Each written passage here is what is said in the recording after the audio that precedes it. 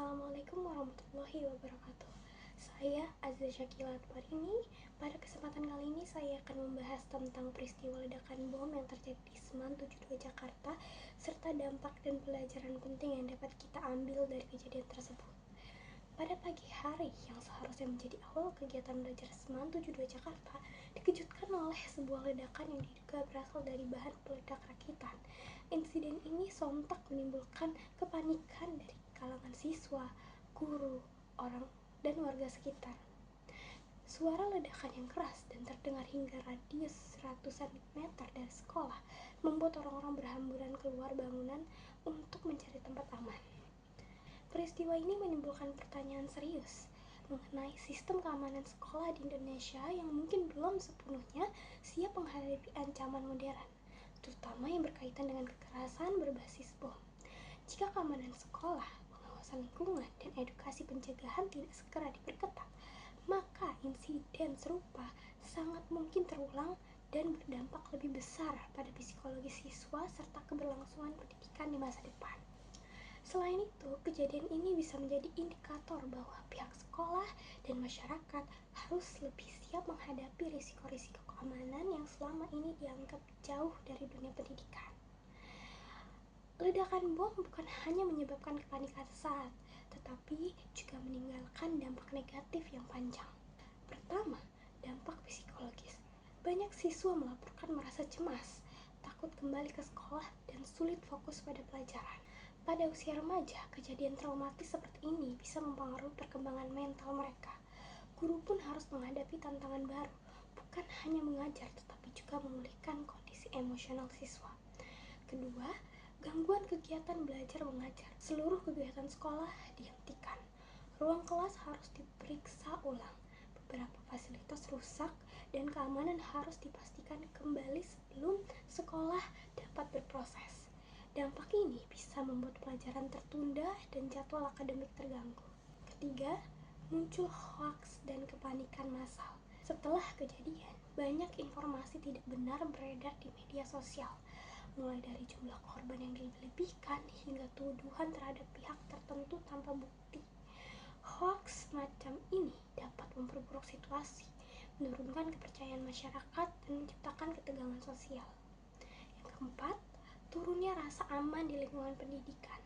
Anak-anak dan orang tua mungkin kehilangan rasa percaya bahwa sekolah adalah tempat belajar yang aman dan terlindungi. Meski begitu, peristiwa ini juga memunculkan sisi positif yang bisa menjadi bahan refleksi bersama. Pertama, kejadian ini meningkatkan kesadaran akan pentingnya keamanan sekolah.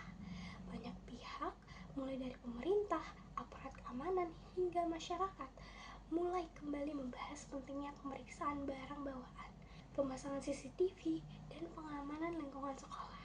Kedua, insiden ini menggerakkan evaluasi besar terhadap prosedur keselamatan. Sekolah-sekolah lain dapat belajar dari kejadian ini dan segera memperketat SOP keamanan, misalnya melalui simulasi evakuasi rutin, pelatihan pengamanan ancaman, atau peningkatan koordinasi dengan kepolisian. Ketiga, ada kerjasama yang lebih solid antara masyarakat, orang tua, dan pihak sekolah.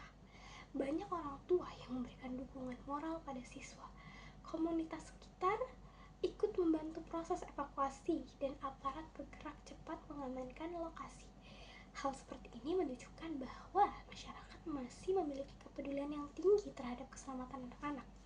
Keempat, dari sisi pendidikan, kejadian ini dapat menjadi momentum edukasi, literasi, keamanan bagi siswa tentang bagaimana menghadapi situasi darurat, bagaimana menangkai berita hoax, serta bagaimana menjaga lingkungan agar tetap aman. Sejumlah fakta di lapangan menunjukkan keseriusan kejadian ini. Polisi menemukan serpihan bahan peledak seperti pipa besi, kabel, serta pemicu ledakan. Bahan-bahan tersebut menunjukkan bahwa ledakan bukan kecelakaan biasa, tetapi berasal dari benda yang sengaja dirakit.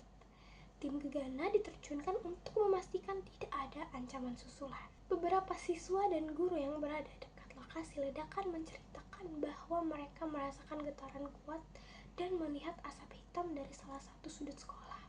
Pemerintah DKI Jakarta telah mengeluarkan pernyataan resmi bahwa kegiatan belajar sementara waktu dialihkan menjadi pembelajaran daring sampai sekolah dipastikan aman. CCTV sekolah sedang diperiksa untuk mencari petunjuk lebih lanjut tentang siapa yang membawa benda mencurigakan ke area sekolah. Pihak rumah sakit melaporkan beberapa siswa mengalami luka ringan akibat kepanikan dan berlari saat evakuasi, meski tidak ada korban jiwa. Bukti-bukti ini menguatkan kejadian tersebut adalah insiden serius yang memiliki dampak sosial dan edukatif yang luas. Jadi teman-teman, kesimpulannya adalah ledakan di Semen 72 Jakarta jelas nunjukin satu hal. Sekolah yang seharusnya menjadi tempat paling aman buat belajar ternyata masih punya celah keamanan yang perlu banget dibenahi. Banyak siswa yang ketakutan kegiatan belajar berhenti dan orang tua jadi was-was. Tapi di balik kekacauan ini ada juga sisi positif.